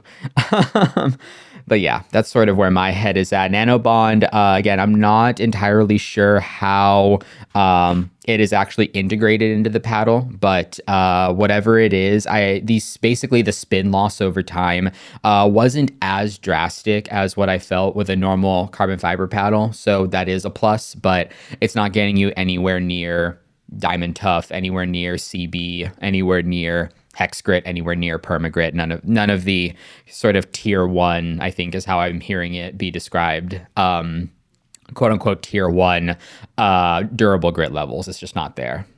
So there is a lot to like about these. These remind me a lot about kind of the similar things that I was saying about the JOOLA Rally shoes. They got a lot right about this. They got the handle length right. The handle itself is okay. Nothing to write home about, but love the taper, right? The design is cool. The design is kind of innovative with the rubber inserts that go into this. Internal design, I should say, is also really nice, having the inserts going in. They are 16 millimeters. They're full foam. They are obviously not going to break on you. They're really design wise, if you're a minimalist, one of those people that likes when the companies drop the blackout versions and whatever, then this is right up your alley. I'm personally a louder design person. I want to see some personality. So this does not fit my on-court style. But for a lot of people, it does. Again, there's a lot to like here. The large sweet spot. I want to emphasize that the sweet spot does feel very large. And if you spend time truly dialing in the different kind of the different levels of input that you put into a paddle, then this could play this will play really well for you. If you just kind of go based off of, oh, this is how this paddle hits the ball. Okay, this is how the paddle hits the ball when I do this, and when I do X versus Y versus Z, in terms of how much motion you're putting in the ball, then this could be for you. If you want to take the time to really adjust to this paddle from what you're currently playing with, then I don't think it's an unreasonable paddle to do that with. It's like, what is it? It's like 153 with discount code Rafa. So it's not over, it's actually probably very well priced for how it plays. But my main problem does come down to the fact that, number one, it is still a power paddle in my eyes. I don't think this is an all-court paddle. And that means that it overlaps with the Ripple, and it overlaps with the Quanta, which the Quanta is more powerful, probably still significantly more powerful. So I guess you could argue that in that way, the Quanta is still for a different type of player than the Tenon. But I just think that I don't want you to be misled and thinking that when you buy the Tenon, you're buying an all-court paddle. I think when you buy the Tenon, you are buying a power paddle. I just want to throw that out there. I also, again, I think that the ability to feel the ball on the Quanta and even the Ripples, which the Ripples would probably be furthest down my list in terms of worth it from RONBUS, but the Quantas are just significantly easier to feel the ball and to adjust to especially from another power paddle. So I think maybe RONBUS shot themselves in the foot by coming out with a paddle that was as good as the Quanta, when they did, and when they had plans to continue making foam paddles. The flip side of that is that they probably did that and said, okay, we'll also make really good all-court paddles. I just think that they juice these up a little bit too much. So what I'd want to see in the future is RONBUS coming back with a paddle that is more aligned with being an all-court paddle. I think if you do that and you put a paddle out there that is closer in play profile to a Selkirk Omni, not in terms of feel, but I mean in terms of power level, to the Omni, to the Volair Shift, and to the Coral Pro, then I think that you're going to be in a really good spot, especially if they kind of keep this doing that. They might shift the feel profile a little bit, but they don't have to. If you just give a paddle like those, where the power level to input ratio is like 1.1 versus this, which is more like 1.5 or more, then I think that they're going to be in a much better spot. So overall, not a bad take from RONBUS, but definitely not an all-court take in my opinion. And yeah, I think if you're going to buy a power paddle and it's going to be from RONBUS, you still can't beat the Quanta right now. And with all of that said, my favorite phrase in the world, that's going to take care of this episode of This Week Reviewing Pickleball. So thank you all again so much for making it through this very long episode. Hopefully I will make episodes shorter in the future, but I just have so many thoughts when it comes to paddles and things outside of paddles at this point. So I love kind of yapping about all of it, especially because it's just me it's just me talking to you guys for at least the time being. So regardless, I appreciate you guys hanging out. Please like the video, please subscribe, and please let me know down below if you have any thoughts about any of the topics that I touched today. So please go ahead, be happy, be well, keep playing pickleball, of course, and keep treating people with the love, kindness, and respect that they deserve. Peace.